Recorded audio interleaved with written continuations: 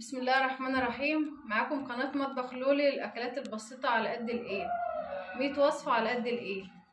هنعمل النهاردة طريقة عمل البليلة بمناسبة الجو البرد اللي احنا فيه. عايز أكلة زي ديت اللي هي تدفينا واحنا قاعدين بالليل قدام التلفزيون، واحنا هنعملها بطريقة سهلة وبسيطة على قد ايدينا. معانا نص كوباية سوداني، نص كوباية جوز هند، نص كوباية زبيب، ورقة فانيليا،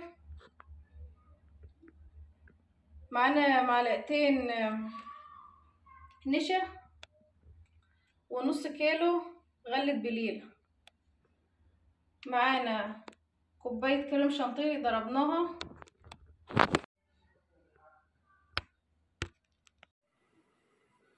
ومعانا حلة على النار حطينا فيها مية لحد ما غليت، وغسلنا القمح بتاع البليلة كويس اوي ونقعناه لمدة ساعتين. دلوقتي هننزل بالقمح في المية المغلية عشان نسيبه يستوي. بسم الله الرحمن الرحيم. اللهم صل وسلم وبارك على سيدنا محمد خير خلق الله عليه افضل الصلاة والسلام. شايفين الغلة ما شاء الله، غسلناه كويس اوي ونقعناه لمدة ساعتين عشان ما تاخدش سوا معانا كتير.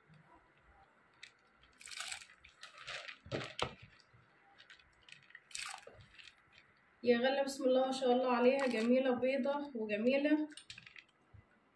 ونسيبها كده بقى نشوفها، نبقى نشوفها ايه خدت وقت قد ايه على النار.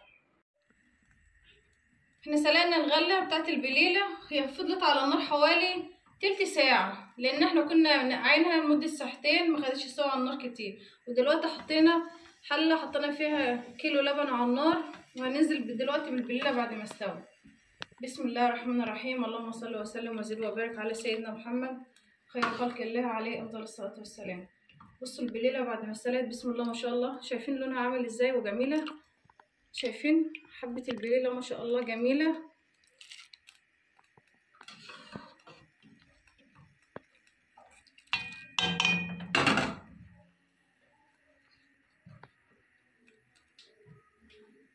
ودلوقتي هننزل بمعلقتين النشا على اللبن وهو بارد،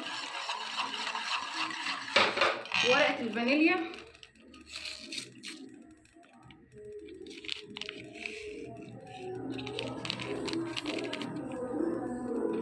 ومقدار السكر، يعني طبعا ما انتوا عايزين السكر بتاعكم.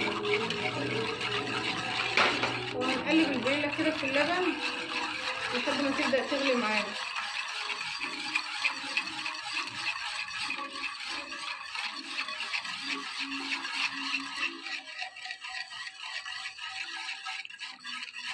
بسم الله الرحمن الرحيم. بسم الله ما شاء الله، زي ما انتم شايفين كده ما شاء الله البليلة بقت جاهزة معانا على التقديم، جميلة ولونها جميل وسمكها ما شاء الله حاجة من الآخر. ودلوقتي بقى بسم الله الرحمن الرحيم. اللهم صل وسلم وبارك على سيدنا محمد خير خلق الله عليه افضل الصلاة والسلام. ما شاء الله جميلة. هنحط بقى جوز الهند، المكسرات بقى الموجودة عندك، احنا على مطبخ على قد الايد، بنجيب بقى ايه ابسط حاجة تبقى حاجتنا يعني ايه جميلة تعجب اولادنا ومش مكلفة. ودلوقتي بقى هننزل بالزبيب. بسم الله ما شاء الله. اللهم صل وسلم وبارك على سيدنا محمد خير خلق الله. هتعجبكم الطريقة ديت وجميلة في الوقت البارد اللي احنا موجودين فيه دلوقتي. وهننزل بقى بالكريم شانتيه،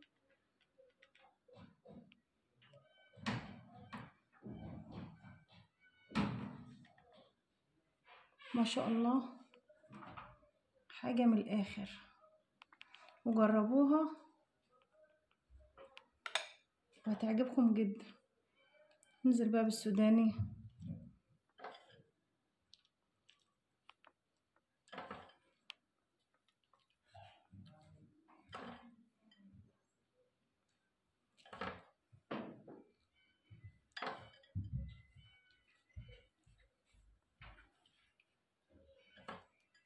وما تنسوش الاشتراك في القناة وتعليقاتكم ولايك وشير عشان يوصلكم كل جديد. وبالهنا والشفا.